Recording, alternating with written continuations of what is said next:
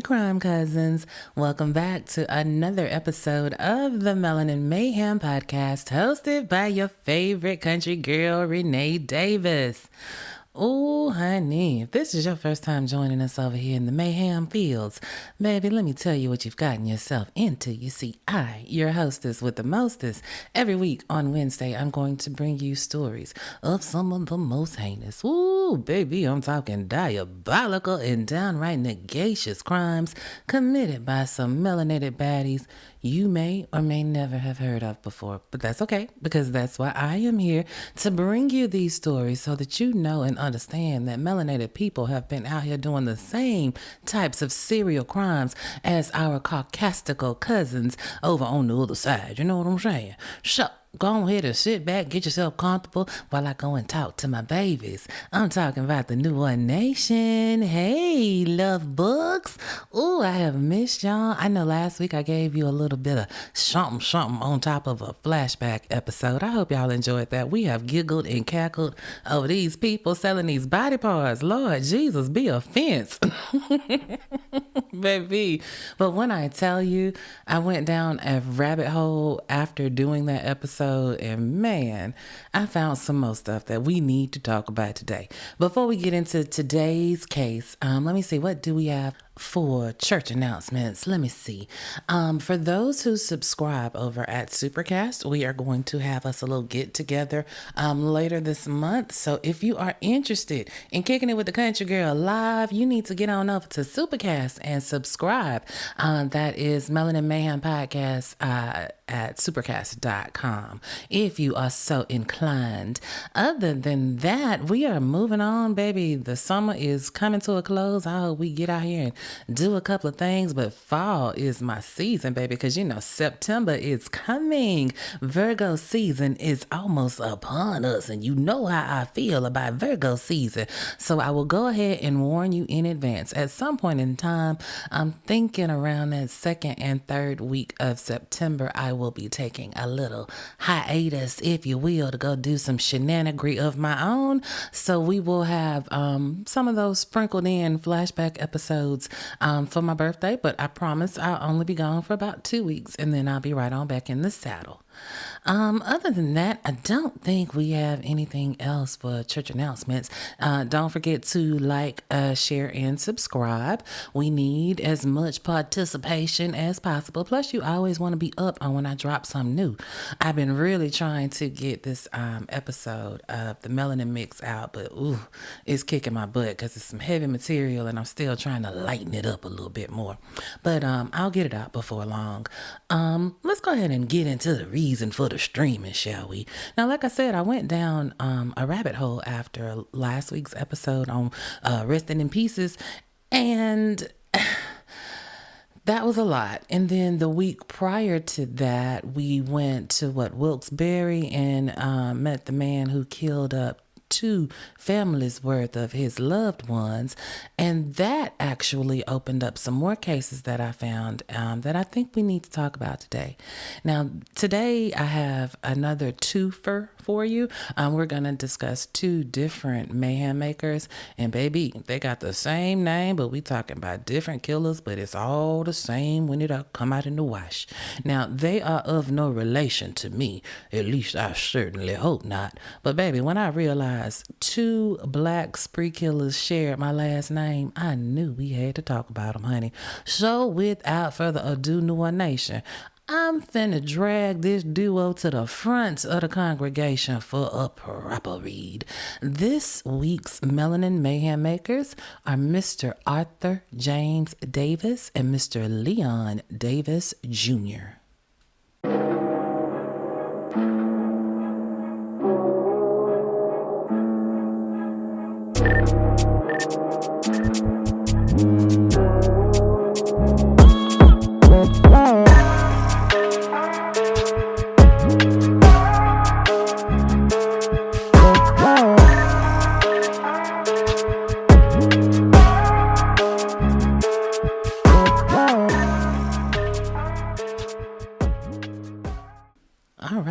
information. Let's get into it. Now, I'll tell you in advance, I do not have a lot of background information on either of our mayhem makers this week, and that is not unusual until they jump off the porch. That's usually when their lives start, as far as research purposes. But we're going to do with what we got and make it do what it do, right? So, for Mr. Arthur James Davis, he was born April 25th, 1940 in South Carolina. I don't know when he moved from South Carolina, but at some point in his youth, he and his people moved to Connecticut, right? Did what he did in Connecticut. Life goes on. He becomes a young man, and at some point, he meets a woman, and her name is Gloria Bakersfield. They called her Fanny. Now, Fanny had 2 kids when she met Arthur. And after, the relationship progresses a little bit, they went on to have 2 kids together. Now, to say this relationship was toxic, baby, that's the understatement of the century, because word on the curb is he stayed putting hands on Fanny. Baby, he didn't care if she was pregnant. He would choke her ass to sleep. Stayed pulling a pistol and rifles on her, threatening to send her to the room. Now, this nigga was definitely a few sandwiches short of a picnic, always talking about killing people. But it seems like people dismissed Arthur as all talk. Like, he ain't gonna run up on nobody but Fanny. That type shit, right? Now, they describe Arthur as a tall, slim Negro with a mustache and a goatee. He worked as a laborer for the United Nuclear Corporation. That's a mining and manufacturing company. Arthur didn't have any real criminal record except for a couple of charges in the past for disturbing the peace. But again, nothing, that would scream, oh my God, danger, Will Roberts, danger. No, nothing like that. Now, here's what happened.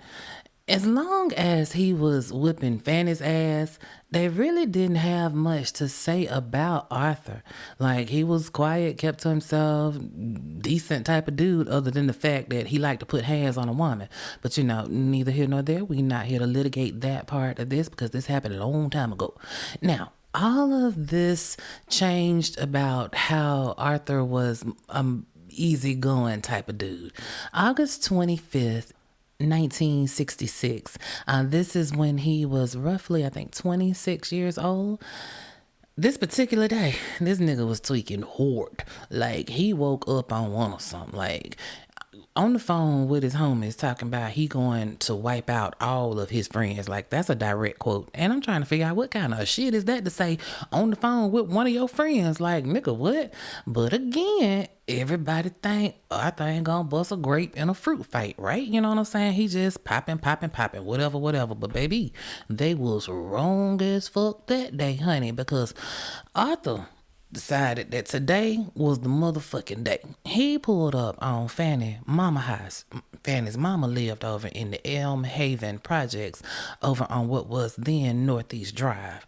Now, he had been to this woman's mama's house a couple of times that day. Earlier that day, he had went by there looking for Fanny, and they wouldn't tell him where she was, right? Now, Miss Mary, that's Fanny's mama. She ain't about to tell your crazy ass is where her daughter at so you can open up a can of whoop ass on her. No, honey, we don't know where Fanny at. And that was the story everybody said. Now, this is in the projects, and apparently this was like a 6-bedroom project, so it's a nice size, if you will, and it's full of people, and everybody in there, we don't know where Fanny at, right? Well, he go and sit outside stalker style all day long, just waiting to see if Fanny gonna show up. Now, he ain't even in his car. He trying to catch her slipping, right? He out there in an undercover, right? Stayed out there for hours, just getting madder and madder at the fact that he don't know where Fanny at and won't nobody tell him. So he sat out there all day. And before he leaves, he go back to Fanny Mama house, Miss Mary's, and he basically low-key threatened them on some, I'ma see y'all later with the villain laugh. You know what I'm saying? But again, everybody think Arthur just selling wolf tickets, and as long as Fanny stay gone, everything gonna be fine. Baby, around midnight, that motherfucker came back. And this time, he's in his car. He was driving a Chrysler. They say he get out the car and he got a loaded rifle at his side. Now, they called it a carbine. I had to look that up because what the fuck is a carbine? A carbine is a rifle. So he's carrying a rifle. He walk up to Miss Mary Doe, and one more time, he want to have a conversation. This motherfucker kicked in the door to her apartment. They say he was wearing sunglasses and a cowboy hat. Baby, he was ready to let that thing go on everybody up in there. And at this point, they all must have recognized that shit done changed. Arthur ass is crashing the fuck out. This is not a drill. Nobody is in here trying to threaten Arthur in any kind of way, shape, form, or fashion. Ain't nobody trying to argue with him. Nobody move, because don't nobody want to get hurt. Well, he got him. A group of them hemmed up in the kitchen. And you know, if you know anything about the projects, usually when you walk in a project apartment, it's a straight shot from the front door to the kitchen, right? It's like the front door opens to the living room backs up to the kitchen. So as he kicked in the door, he see them in the kitchen, right? He goes in there, go to Miss Mary, ask her one more time, where Fanny at? She says she don't know. Baby, next thing you know, Miss Mary is touching the hem of Black Jesus' garment. Shot her in the head. She died instantly. 51 years young. Gone at the hands of a crazy-ass nigga looking for her daughter so he can do her dirty too. Now, in addition to Miss Mary, Leatrice McClure is also in the kitchen. She 26 years old. She doing Carolyn Sykes' hair. Now, she get the same question, what the fuck is Fanny? And she got the same answer, and she gets some hot lead for her trouble. But for Latrice, her wound ain't fatal, but sister girl understood the assignment, baby. To get out alive, she needed to play dead, and that's exactly what the fuck she did. She fell out on the floor and played possum like a motherfucker. Also in the kitchen was 51-year-old Neil White. Now, Neil is visiting from Dover, North Carolina. Apparently what had happened was Miss Mary was originally from North Carolina, and that week prior she had been down there visiting, and Mr. Neil drove her home. Well, Mr. Neil ain't got shit to do with shit, but Arthur could give two shits at this point, and he proceeded to disconnect Neil too. Now, Carolyn Sykes, she was the one that was in the kitchen getting her hair done. She 24 years old. She was a friend to one of Miss Mary's daughters. I'm assuming Leatrice, right? Now, she just over here shooting the shit, you know, with her homegirl trying to get a hair done. Baby, she tried to run. Honey, found herself running through the valley of shadow and death, honey, because it was too late to feel the evil. Shot her in her neck and her arm. Oh my God. And then there was 5-year-old Michael Sykes. This was Carolyn's son. He was asleep on the sofa. Y'all, this mangy, musty, monkey mouth motherfucker shot that baby in his chest. A baby, 5 years old. He ain't got shit to do with shit. He in his sleep. And you shot this child with a rifle in the chest. Ooh, it's a special place in hell for your pussy ass. Now, Arthur done cleared out the downstairs, but I told you this is a 6-bedroom project apartment, so it's people upstairs. And so he go up there with that peace be still intent on taking out everything that's breathing in that bit. He get up them steps. He run into 14-year-old Francine McLeese. She is Miss Mary's daughter. Shoots her in the stomach. Francine would go on to live for a couple of days, but then she would eventually end up dying at the hospital. There was also 27-year-old Richard Leathers. Now, he was a friend of Carolyn's. Carolyn went over there getting her hair done. Well, he was there because she was there. In some kind of way, he upstairs in the bed chilling. I don't know, 66, we was real hospitable people, you know what I'm saying? Well, Arthur come up in the room and shoot Richard in the heart. Baby, he woke up in the land of milk and honey, talking about, how the hell did I get here? And then, oh my God. As if little Michael wasn't enough, there was several people in there, but there was also 4-year-old Troy Sykes. This is Carolyn's other son. This motherfucking Arthur shoots this baby, but he lives. He got shot in the chin. I don't know if it grazed him. I don't know what the fuck happened, but he got shot in the chin, but he actually lived. Oh, Lord have mercy. And so now It's some more people in the house, but they are all hiding. And for whatever reason, Arthur chooses not to go in and just lay everything else in there down. But he's not quite through yet. As if this bullshit wasn't negacious enough, this trifling, low-down, dirty miscreant on his way to the door after laying everybody down, he still got smoke. Now, Miss Mary had a dog. It was a collie named Prince.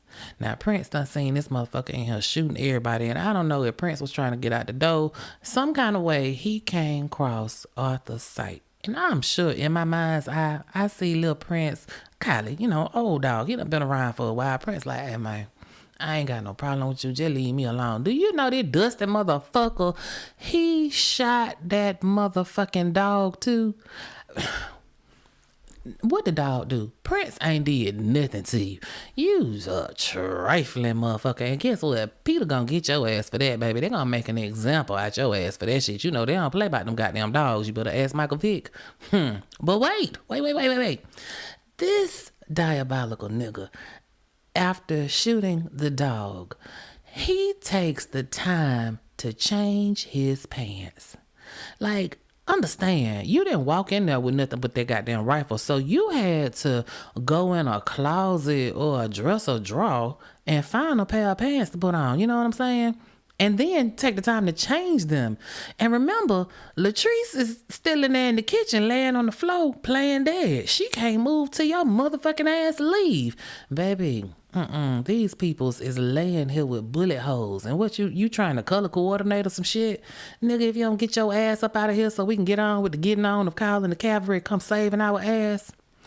Well, he does finally walk out of the house. And I do mean walk. This limp dick waste of flesh strode his pussy ass out Miss Mary's house in the middle of the projects like he was goddamn Uber Eats delivery driver. I mean, this is the projects. Somebody is always outside. Somebody always in the window. They see you, nigga. Do y'all think he was bothered? Nope. Not one motherfucking bit. After shooting 7 people,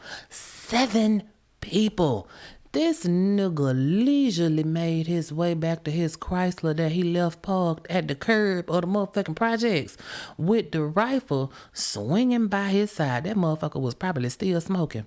He opened the back door, he secures his weapon in the back seat, and then he gets into the driver's side.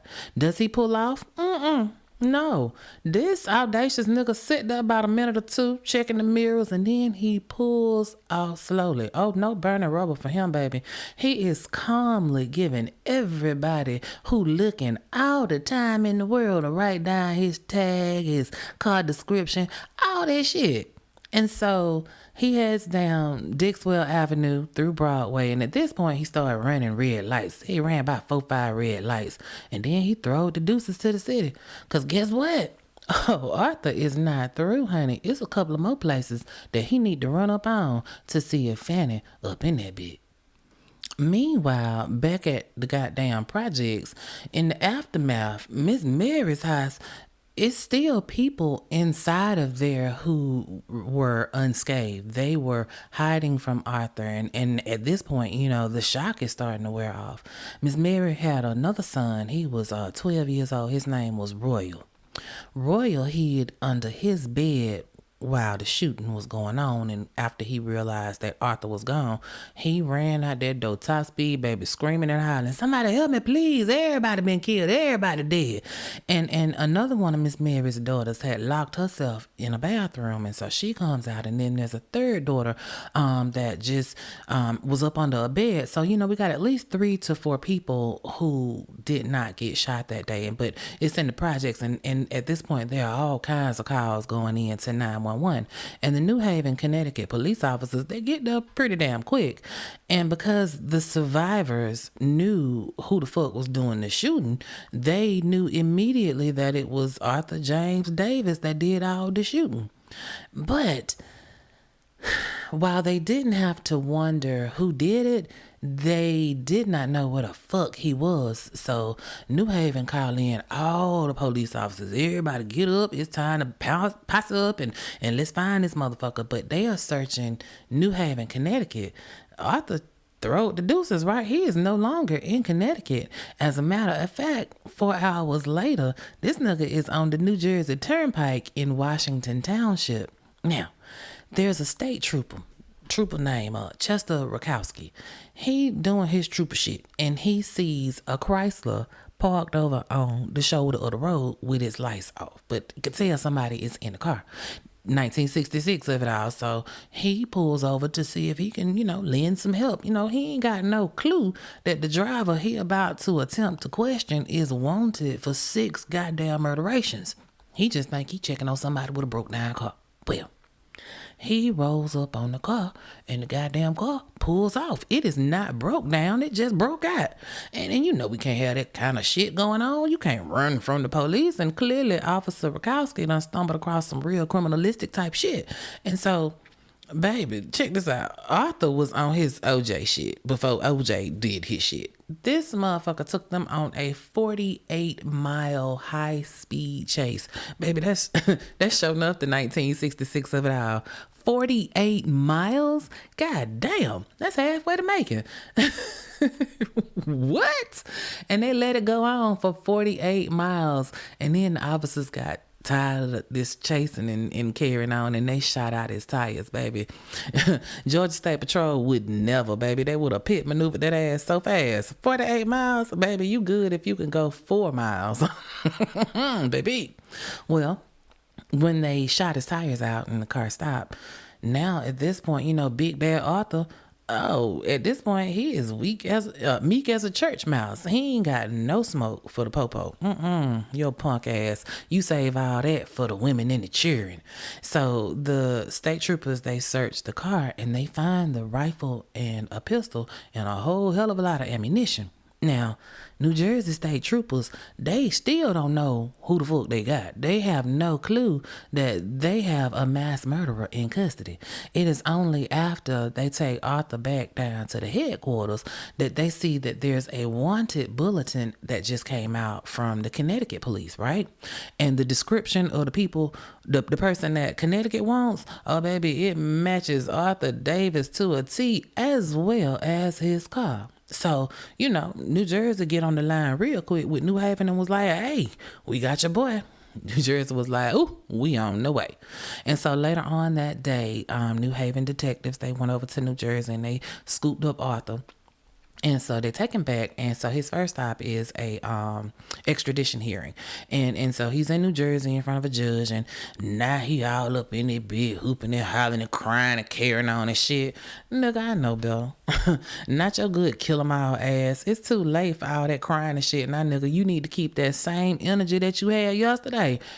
Keep that shit today. And so he carrying on so much in the courtroom. So, the judge is trying to ask him questions about, extradition. You don't have to go, da-da-da-da-da. And so the judge finally stopped and is like, hey, man, I know you got your tail tucked and all that shit, but you really can fight this if you want to. If you don't want to go back to Connecticut, you ain't just got to go today, And now, so at this point, reality has crystallized for Arthur, and his response to that was, quote, I have to go back anyway, so it don't make no difference. And not truest words have ever been spoken, because yes, nigga, it's time for you to face the motherfucking music. You guys, you got to answer for this. You must answer for this. And things move fast in the 60s, baby, because this shit here went down in August, and it was time for court 3 months later. Baby, in 90 days, let's do it. Arthur chose to have a bench trial instead of a jury trial. So that's 3 judges to convince that he was cuckoo for Cocoa Puffs. And now it's time to plead his case. And the defense was, it's a long laundry list of shit. They said that he had dependency issues. He suffered from pathological jealousy and depression and suspiciousness. And he had poor emotional control. And then they blamed it on the alcohol, and then they characterized him as being somebody who had irresistible impulses. They say that he was on one after days of frantically searching for Franny, searching and drinking and searching because, his old lady Fanny, she had the absolute nerve and audacity to go to Boston without telling him. And yeah, sure, they were separated, but it's the principality of the situation. That's the best y'all can do. I mean, I guess gotta put something out there, right? Well, that 3-judge panel, they deliberated for about 45 minutes. That was just long enough for them to tell the clerk to get them a sandwich from the goddamn sub shop down the street. And then they came back in the courtroom and found him guilty of 6 counts of first-degree murder. This all went down November 6th, 1966. They take a little time after the conviction to figure out what the fuck we want to do with you. And then on November 16th, 1966, they sentenced that ass to death. Baby, they moved fast in the 60s. Ooh, when I tell you this happened November 16th, 1966, baby, they gave Arthur Good murdering ass that murdered all Fanny's people a disconnection notice for January 18th, 1967. Get your affairs in order, nigga, cause you is out of here in 2 months and 2 days. I'll holler. Well, all of the appeals process, even though they gave him a disconnect notice, that shit ain't gonna happen. Connecticut might as well be California because they ain't finna bust a grape in a fruit fight neither. That goddamn Arthur James Davis, he is inmate number 21968 at the Osborne Correctional Institution, still yet holding on. This is this is horrible. This is a story about obsession and coercive control, domestic violence, and what happens when the abuser loses complete control over their victim. I feel so bad for the family, and I really, really, really feel bad for Fanny. I mean, she had finally gotten away. She chose herself, and this low-down scoundrel just couldn't let it be. He gonna show her that he wasn't nothing to play with. Well, you know what? Fuck you, Arthur, and I hope they ran through your ass in all of these years that you've been up in the goddamn prison, some 60 fucking years. Just a drain on the tax-paying citizens of Connecticut. They should have took that nigga out back and put 2 in his dome like Juke did Rock. Did y'all watch it? Ooh, child, baby. But that's not the point. Here's the thing. Arthur James Davis, he carried out these murders in 1966, right? That was horrible. That was terrible. But the next story I got, more than 40 years later, another man, same last name, but no family relation, at least not one that I could find. He would go on to terrorize another community hundreds of miles away. And ooh, child, when I tell y'all about this story right here, But first, let me get some of this advertising money in. I'll be right back.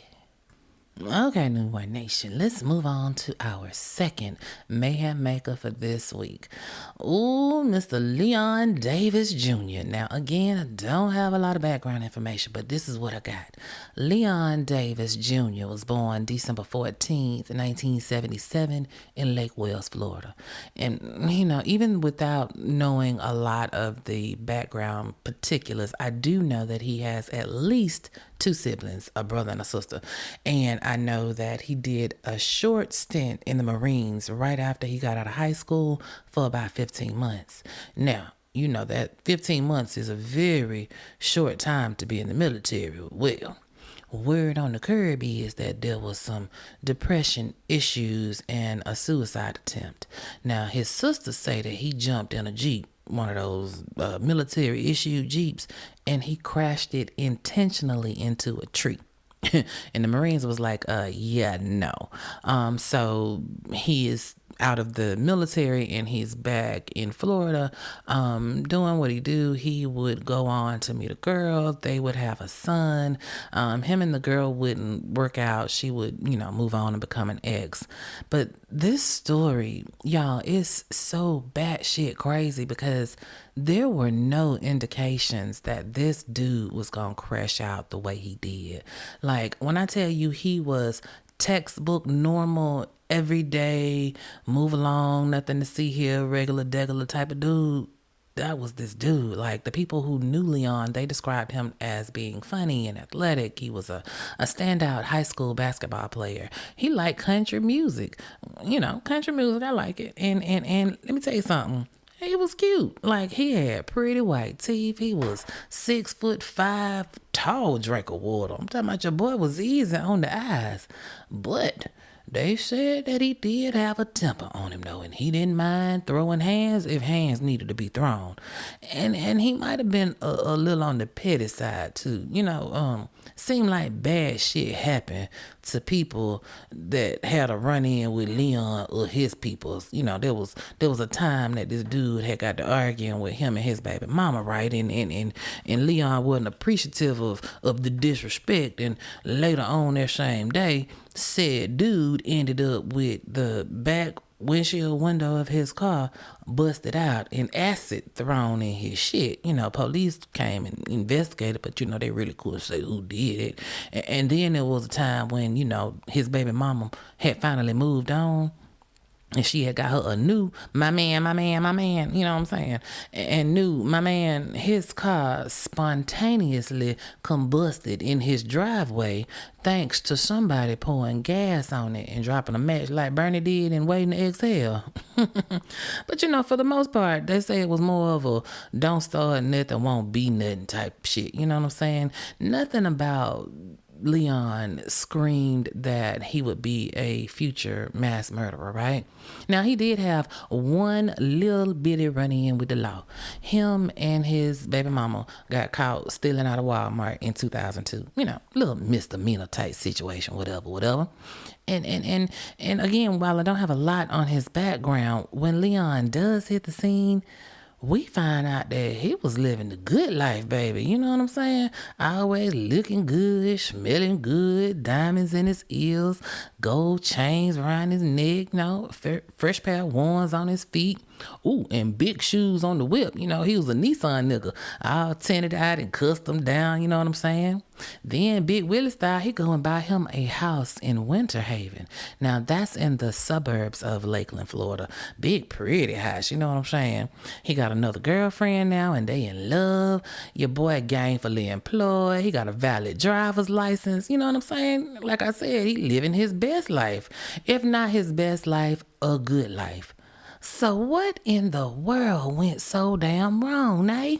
Well, I'm going to tell you, New Orleans Nation, I think I know what happened. Now, this is purely speculation on my part, but there's enough context clues that I'm pretty good at comprehending some shit. You know what I'm saying? See if you picking up what I'm putting down.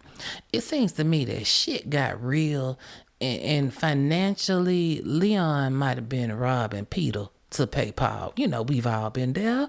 Adulting is so ghetto, baby. They'll give you so much stuff, but then you got to pay for that shit. You know what I'm saying? That nice house in that nice neighborhood. Well, he bought it in 2006, and it was like $200,000 now. And okay, because Leon, he is gainfully employed, right?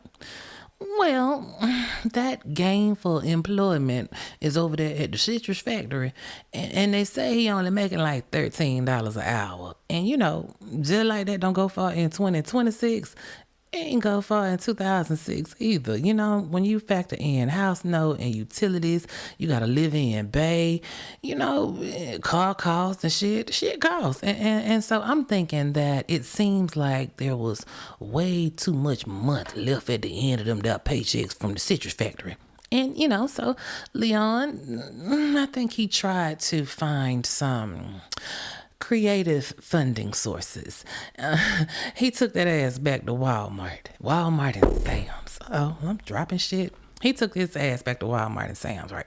And what he would do is he would boost some shit, and then he would take it back and get a refund on it. That was some real 2006 shit. You really can't do that now. But back then you could walk in, go pick up something, and then roll the buggy to the front of the store and say you want to get a refund. You don't need it no more. So, he doing that shit on TVs and stuff, and he is pocketing the cash, right?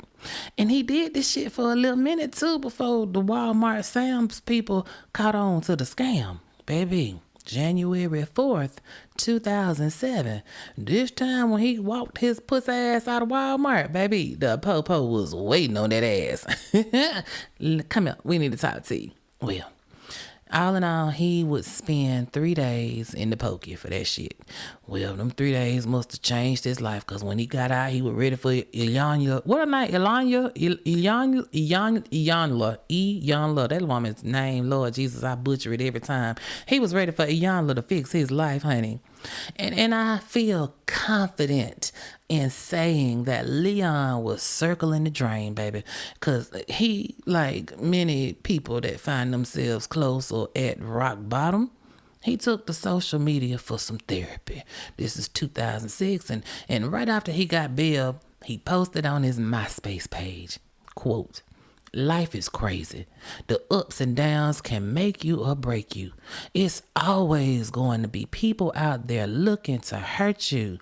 A handful will help you. So if you like hurting people, I have no love for you. I have hurt people in the past, and I'm sorry for it. So 2007 and on, I will live my life the right way, and that's keeping it real with my family and friends." Ooh, that's some show no jailhouse talk right there. Baby. But it's still early January. This shit just happened right after the New Year. So, I'm thinking it's all New Year's resolutions and all that shit, right? And honestly, I really do think that Leon tried to make good on that desire to do better, because 5 weeks later, baby, he put a ring on it, and him and his girl Victoria then jumped the broom, baby. I is married now. I made her a Mrs. She's an honest woman now. Okay, I see you, Leon. You trying. And then, that first little Walmart stillation situation, it resolved itself. And basically, they just gave him a slap on the wrist for both him and his ex, right? Leon ended up with like a 3-year probation type situation, and he had to do 50 days in a work release program. So basically, by day, he was working for free for the county. And then he was over at the juice factory at nighttime making $13 an hour.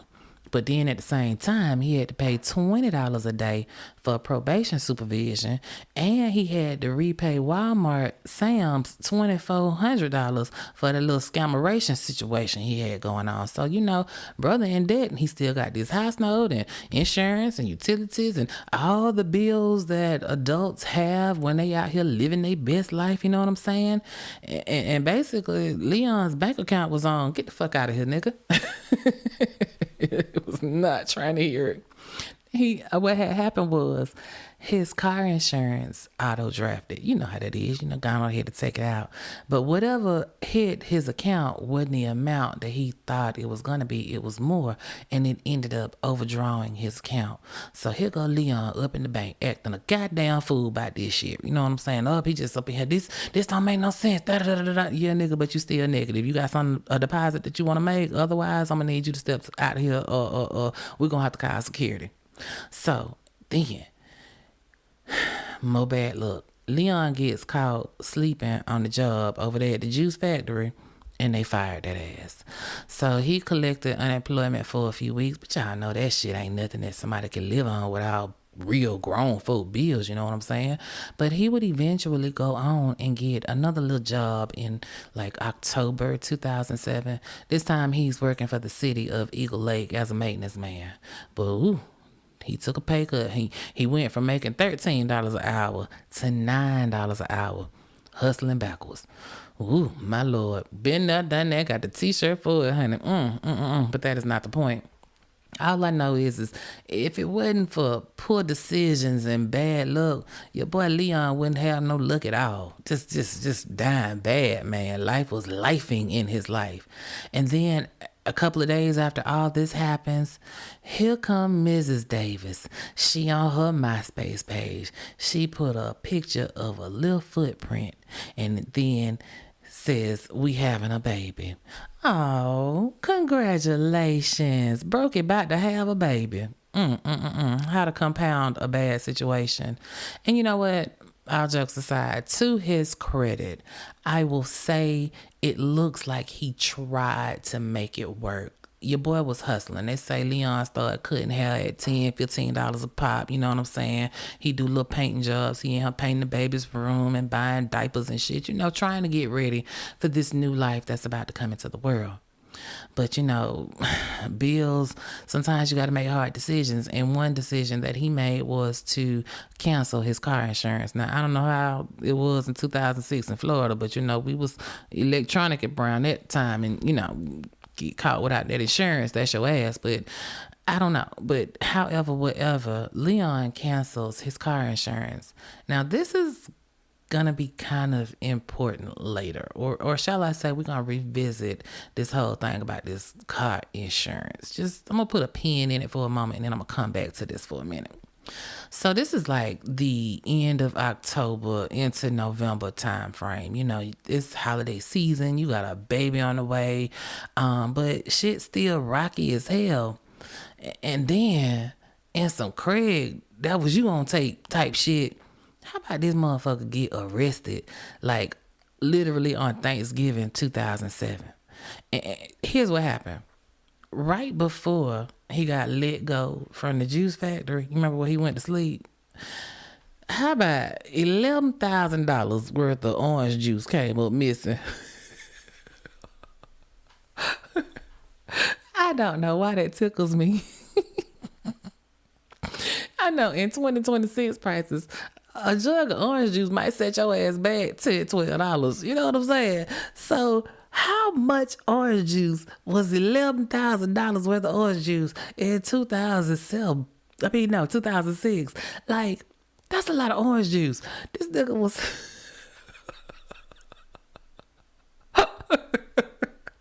I'm sorry. I see him selling dime bags of orange juice at the back of his trunk. Got that juice. Okay, keep it together, Nate. $11,000 worth of orange juice came up missing. Now, it took them a little time, but they finally traced the thievery back to Leon good stealing ass. Hence, Craig, that was you on tape.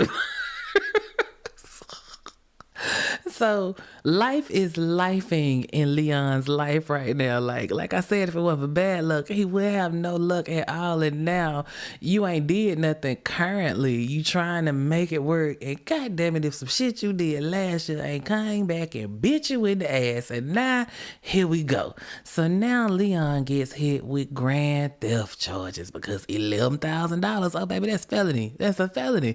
And again, how the fuck did you move $11,000 worth of orange juice?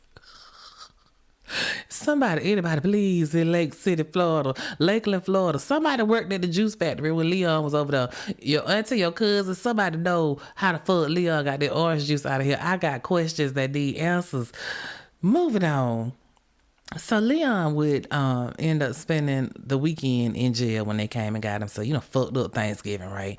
And so, of course, he had to work. You know, got that new job making $9 an hour for the city, but you in jail, so you can't show up for work. And the goddamn city, they hooked in with the jail and they figured out that you ain't sick. Oh, you locked up. And of course, they basically fired him. They suspended him without pay. Same difference. Now, all of this went down December 3rd, 2007. And that's important because 4 days later, this motherfucker crashed the fuck out. I mean, at this point, Leon was like, fuck them resolutions.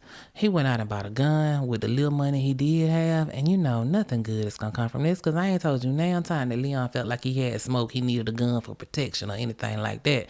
Nigga, you up to some nefarious shit at this point. So 4 days later, like I said, after all of this shit went down with the $11,000 worth of orange juice that you now got to talk about, it's December 7th, 2007. Leon pulls up at a gas station in Lake Alfred. This is near Interstate 4 in Polk County, Florida. But when he gets there, the store is closed. Like, it might have just closed. So like if the store closed at 10 o'clock, Leon might have pulled up at 10:02. So he could see the clerk inside at the register. So he jangling the door, trying to get his attention to see if, he'll open the door. But the clerk was like, we closed, nigga. And he kept right on with his closing procedures. Well, Your boy Leon, he ain't appreciate that one little bit. And so he pulled out that gat, one he just bought, and he shoot at the clerk through the locked door, but he missed the clerk. But at the same time, he pissed off because he really, really, really wanted to get into that store.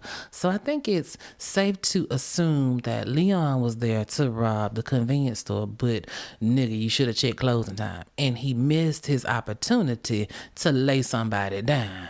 Well, he big mad. And I told you he got a little temper on him or whatever. And I guess he throwing a whole ass tantrum. And so once he cannot get into that store, when he turns around to leave, across the parking lot was two men. One of the men was changing the sign for the gas price, and the other man was just a friend that was out there shooting the shit while he waited for his boy to get off. Now those men, one of them was 51-year-old Dashrath Patel, and the other one was 33-year-old Pravin Kumar Patel. So that I don't butcher these names, let's call them Dashi and Private, because again, I don't want to just butcher their names for the rest of this episode. So Dashi and Private, that's what we're gonna call them. Well, Leon see them and he roll up on them, and the next thing you know, their hands are in the air and then their bodies is on the ground. This nigga done pulled out a 38 and executed both of these men, shot them in the head at close range. And the crazy part about all of this is he went there for a robbery, but he ain't getting no money. And we know all of this because there was surveillance video that showed the whole damn thing. Showed him pulling up, showed him standing at the door, showed him shooting at the clerk and missing, and then it showed him murking Davy and Private, and Dashi and Private. And I know you thinking, well, video, that mean that they know who did it. You don't, because they could see that the perpetrator was a black man, but they really couldn't see his face. The convenience store had one of them, cheap, not good quality type surveillance cameras, so outlines and stuff. So detectives really could not identify who the man was who had done this, only his race, right? At this point, busted and disgusted, this wannabe robbing robber that couldn't rob nobody and ended up being the killer that killed Dashi and Private for no goddamn reason, he goes back to his regular fucked up life. He had a son already. Yes, he's got a child on the way, but remember, he had a son with his baby mama, the ex, and that son has a birthday that is coming up. So they're planning for a birthday party. And I'm assuming that Leon was low on funds because, 6 days later, I'm thinking that he realized that a robbery ain't a robbery if you don't take some. So he decided that if at first you don't succeed, try again. And on December 13th, 2007, mind you, this is the day before his own birthday. Remember, Leon's birthday is December 14th. This particular day, the day before his birthday, December 13th, 2007, he does the most diabolical shit a motherfucker could do. And it all started with him going to a convenience store and buying a lighter. Now, you might think, Renee, what the fuck that mean? People buy lighters all the time. True. But guess what? Leon don't smoke. So what the fuck he need a lighter for? After he buy that lighter, he goes over to his sister's house. Now, sister say that he is acting kind of erratic. But everybody have an off day. Leon under pressure. She just kind of let the shit go. You know what I'm saying? Well, after he left his sister's house, he paid a visit to the Headley Nationwide Insurance Office. And like a bad neighbor, Leon was there. You are not in good hands, baby. What you doing up in here, Leon? Remember, you canceled your car insurance. Remember, I told you we was going to put a pin in it and come back? Well, this is the same place where he was at a couple of weeks ago, canceling his car insurance. He is not here to reinstate it. Inside this particular insurance company, working that day was 26-year-old Yvonne Bustamante and 23-year-old Juanita Luciano. They called Juanita Jane. Okay, so Yvonne and Jane. Yvonne had two boys and a man at home, and Jane was Yvonne's brother's girlfriend, and she was 5.5 months pregnant. She already had two kids with her brother, whatever. And you know how we do. She gave her a strength or got her a job on the strength of the fact that she family, you know what I'm saying? And it's a good look. She got a homie at the job. You know, they can sit up and kiki and collect the bag at the same time. That's a win-win. Well, they up and now minding the business that pays them, literally. And here come this motherfucker up in here for nefarious reasons. Now, from what I could tell, he did have that gun that he used on Pravi and Dashi at the gas station, but he did not use it on Yvonne and Jane. He was just straight up King Kong brute strength in that motherfucker. And so he's in there and he's demanding money. What the money? And they like, we ain't got no money. You know what I'm saying? We strapped. We ain't got none. Well, he makes them go to the back room and open the safe. It's about $900 in the safe. And this is 2007, so we were still accepting cash. So it makes sense that there would be money in an insurance office, right? Well, technically, this is already a success, if you will. He actually pulled off a robbery and he didn't have to let that switch go to do it. He up $900. Now all he need to do is leave. But oh honey, not this negacious criminalistic crash test dummy. He had to take it from bad to hell, literally. He pulled out some duct tape. I don't know if he came with the duct tape. I don't know if the duct tape was in the office. I don't know how he got the duct tape, but he got some duct tape and he duct tapes Yvonne and Jane to some chairs. Okay, Leon, they're restrained, but they're alive. There is still time to make a much better decision because up until now, your decision-making processes are flawed. There is still time. We're rooting for you. Turn it around, Leon. Nope. Leon said, let's fuck up the church's money all the way up. Tell me why he poured gasoline on those women. What I want to know is where the fuck did he get some gasoline from? Like, this was pre-planned like a motherfucker. Nigga, you can't afford car insurance, but you can afford to swing $2 worth of gas? Unacceptable. Who the fuck brings gas to a robbery? What? Baby, so you know what came next, right? Remember I told you earlier that day that motherfucker went in there and bought a lighter. Baby, this motherfucker lit their ass up like he was lighting a grill. Alive, aware, barbecuing like a motherfucker, begging this motherfucker not to do this. And he over here on his usher shit, somebody let it burn. Jane and Yvonne are in that bitch cooking. Y'all, that bonfire, it was so hot because, fire is hot.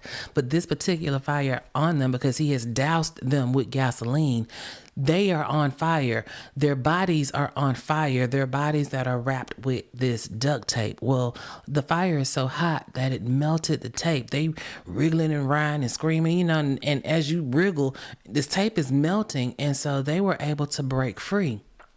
Baby, they took off running on fire. They made it out the front door, Yvonne out the door, and then she collapses, screaming and hollering. Of course, because she is on fire. Leon puts ass run out behind them. Now, mind you, this is a busy street. There are people around, right? Leon sees a man looking at this situation that he has created, and he pull out his pistol and he shoot at the man. But baby, that man must have had a praying grandmother, cause oh boy, did not get a bullet hole. Instead, the bullet grazed his nose. But baby, that was too close for comfort for me. It grazed his nose, nigga. He almost took your whole face clean off. And then after shooting this man, after setting Yvonne and Jane on fire, they still out here on the sidewalk smoking. This motherfucker just turned and strolled off down the street. Now, Yvonne's still on the stop, drop, and roll time. She out here talking about she hot. And I can only imagine you just been burned. She hot. I'm hot. I just need some water. I need some water. Jane made it across the street. She asking for water too. I mean, they are burned. And there's this lady. Her name was Fran Murray. She runs outside. She worked like next door to the insurance office. She heard all the commotion. And she said she's running outside. She see this tall black man walking away. And he had a black gun that he was putting in some type of orange bag as he walked away. But he wasn't running. He was strolling. But he didn't hold her attention for long because the sight she saw when she looked down at her feet, oh, baby, that was straight out of a horror movie. Because Yvonne is on the sidewalk, shirt burned completely off of her body. She just in her bra that is basically stuck to her at this point. She had on a black skirt. The skirt is melted to her legs. Her hair is melted to her head. And the skin is sliding off of her arms. But Yvonne is still coherent enough to tell Fran that a black man had did this shit to her and Jane. And so she's laying here in agony. Like, I cannot imagine the agony. Her skin is burned to a crisp. Her lungs are singed from breathing in smoke and fire because this nigga literally let her cook. So the ambulance comes and they rush Yvonne and Jane to the hospital, right? They even delivered Jane's baby. I told you she was 5.5 months pregnant because it wasn't looking like she was going to make it. So they needed to do an emergency C-section. Now, Jane and Yvonne did eventually die later from their burns. Yvonne died December 18th and Jane held on a little bit longer. She died on January 3rd. And her baby that they delivered by emergency C-section that same day died as well. He was just too premature. It was a little boy. They had planned on naming him Michael. Now, I can't quite figure out how this next part happened, but there was another witness in addition to Fran. This other lady was on the scene too, lady named Evelyn Anderson. Now, Miss Evelyn was 75 years old, but she says that she heard Yvonne tell the paramedics that it was Leon that did her dirty. Y'all, Yvonne knew this nigga. Leon dumbass was a customer at that goddamn insurance company. That's where he went when he went and canceled his insurance, to that insurance company. But he knew Yvonne personally because Yvonne used to talk to his younger brother. So immediately when he walked into that insurance company that day, Yvonne knew who he was immediately. Nigga, you walked up in there knowing that she was gonna know it was you. So you didn't have no intention of leaving anybody alive. All for $900. That was not enough money to change your life, but it was diabolical and audacious enough to get you life, abso-fucking-lutely. And this time, police have more surveillance video, but this time we got good video, so they see Leon's ass clearly, plus having Yvonne's statement that it was Leon that did them dirty like that. They knew who they were looking for. And then the man who got shot through by the nose, the ballistics from that spent shell casing, it matched the gun that was used at the gas station murders of Dashi and Pravi, right? So police like, fuck, this motherfucker been busy. Now, what surprised me about all of this, because Leon was so erratic, I was fully expecting there to be some type of manhunt type situation, but it wasn't. There were no dramatic high-speed chases. Leon Davis Jr. turned himself in the very next day on December 14th, 2007. Remember, December 14th is his birthday. That was the day he turned 30 years old. Yesterday, you killed 2 women and an unborn child. Maybe not that, well, no, they weren't killed at that point. The baby was, but you burned 2 women to death. Less than a week before that, you shot 2 men to death and tried to take out another one. Like, bro, that's a whole lot of bodies right before you turn 30, all in one whop damn near. Like, And again, nobody saw this coming. Nobody who knew Leon. Even though, like I said, a petty nigga do some petty shit sometimes, throw hands sometimes, he was not the type. When I say they was shooketh, baby, the peoples was shooketh. Now, the legal proceedings in Leon's case were slightly unusual. When he went to trial first time, it was in 2010, but that trial ended in a mistrial. And it was because the court ruled that some of the testimony from a victim identification, it had evidentiary problems. That's what they were talking about, was that paramedic that Yvonne told that Leon was the one that had set her on fire. They couldn't enter that into evidence because even though the paramedic said Yvonne told him that, they couldn't cross-examine Yvonne because she in the room. So after the judge called for a mistrial, ooh, baby, emotions was high in that goddamn courtroom. What the fuck you mean, mistrial? Y'all know I love a good old throwdown in the courtroom. And baby, when Yvonne's parents heard the words mistrial, to say that they were livid, honey, they was 38 hot. Her daddy, Mr. Richard. Baby, Mr. Richard, he tried to get at Leon, but he couldn't get to him. They was quicker than he was, and they kept him back. But it wasn't for lack of trying. But Yvonne's mama, her name was Abelia. Baby, Miss Abelia, oh, she was down for her man and her daughter. Oh, my man can't get to you. She took her pocketbook and threw it at Leon, but she hit his lawyer instead. Of course, judge cleared the courtroom. He did not arrest or charge Yvonne's parents. I mean, they understand emotions are high. This is your baby that we're talking about here who was killed senselessly. They understood. They just basically banned them from the courtroom. You can send a representative, but you can't come up in here no more. We can't have you jumping on Leon. We got to give him a fair trial. Now, mistrial doesn't mean that the shit is over with. Justice delayed is not justice denied. The second trial came in 2011. And this time they did the damn thing. April 29th, 2011, they gave Leon's ass a disconnect notice. He had 2 trials. The first trial, he got 2 death sentences and a life sentence for Yvonne Jane and Jane's unborn baby. And then he got additional time for charges for robbery, attempted murder, arson, and, that type shit. Now, he had his second trial start in September of 2012, and that one ended much like the first trial. He ended up with 2 more death sentences. So at this point, nigga, we got you 4 good times. Reincarnate if you want to. We'll be right there waiting on that ass.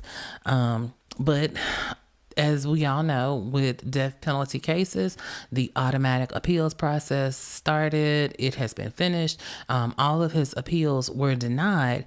And surprisingly, Leon is still yet holding on too. Yeah, Leon Davis Jr. is inmate H27248 at the Union Correctional Institution in Rayford, Florida. And that, New Nation, is the stories of Arthur James Davis in Connecticut and Leon Davis Jr. in Florida. Ooh, child. This was a lot. I mean, Leon, this wasn't one of those situations where, the robbery goes wrong and the gun accidentally goes off. Nah, bruh, you meant to do that shit. Like the first time, you didn't even get to the robbery part of it. Like you just basically threw a fucking tantrum and shot people that were in the parking lot who ain't had shit to do with the fact that you couldn't get in the goddamn store. Like, I don't understand why kill the 2 men outside. All killings that are not self-defense are senseless killings, but that was the senseless of the senseless killings, right? Like, that wasn't a robbery. They didn't have no money out there. That was an execution. You literally was mad because you couldn't rob, so you decided I can't rob, so why not kill? Like, what the fuck? And I don't know. You basically got away with that killing because they didn't know who you were. They had no clues. If you hadn't done anything else, you would have gotten away with a double murder. But instead, 6 days later, you do something even worse. Like, you go up in this insurance company where you know the person that works in there. You know you're going to be recognized and you plan for that.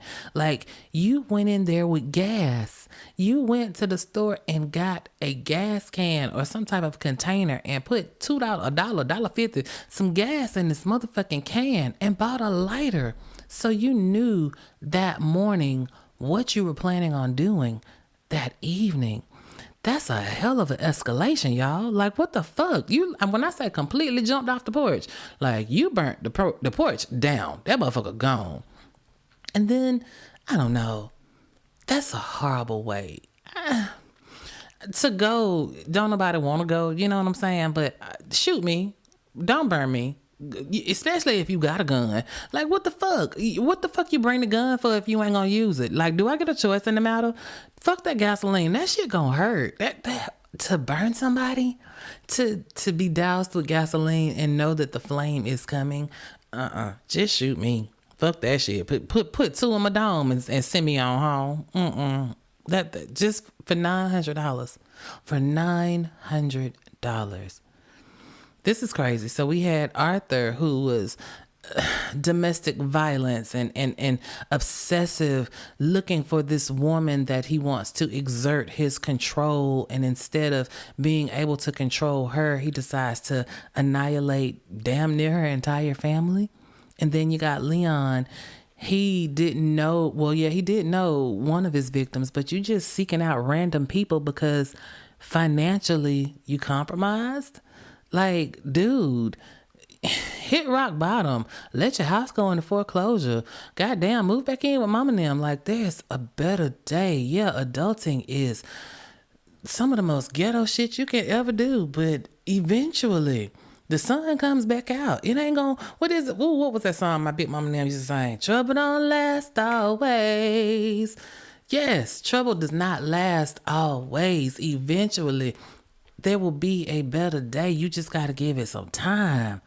But to go from the boy next door to the killer in the street, dude, I don't know, New Nation.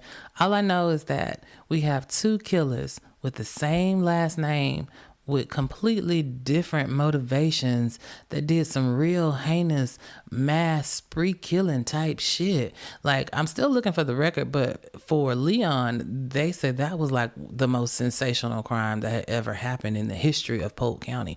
Now, that was 2006, 2007. So, you know, in almost 20 years, I'm sure somebody probably came for the title to take you down, Leon, but that's some bullshit.